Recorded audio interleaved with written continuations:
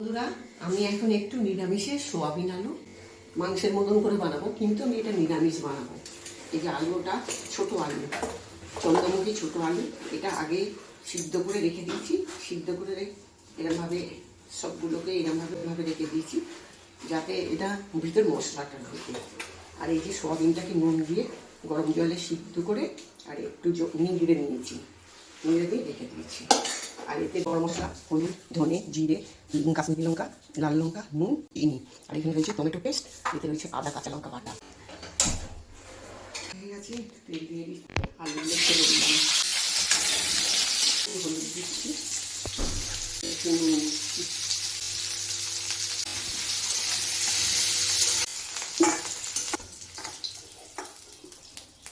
এর মধ্যে যে তেলটা আছে ওই তেলেতে আর একটু অল্প করে তেল দিলাম।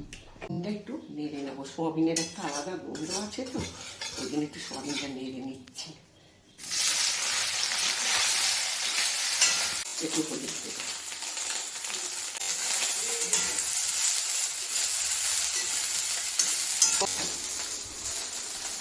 ঢেলে রাখছি।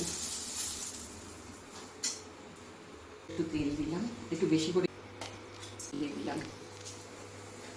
তেজপাতা আমার নেই, ফুরিয়ে গেছে। একটুখানি নুন দেবো, কই আদাটাও জল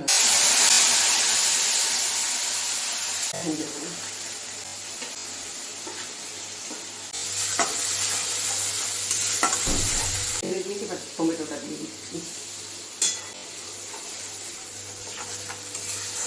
মশলাটা তেল ছেড়ে দিয়েছে, কিন্তু অনেকটা তেল গেছে। আর সেই জন্য আমি একটু ঘরে যে টক দই থাকে তো অল্প অল্প একটু হলেও, সেই জন্য সেই দইটা আমি একটু দিয়ে দিচ্ছি এর মধ্যে।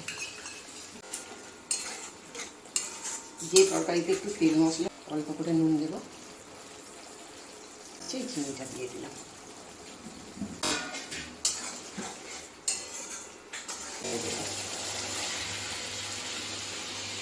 দিয়ে দিলাম। এবার এটাকে ভালো করে কষাবো, একটু গ্যাস, এক থালা ভাত খাওয়া হয়ে যাবে।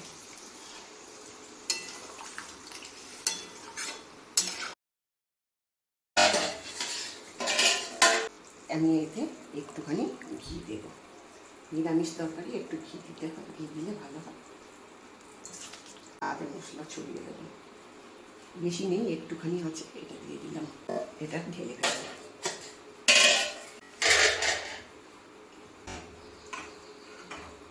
কিছু দিয়েই ভালো লাগবে,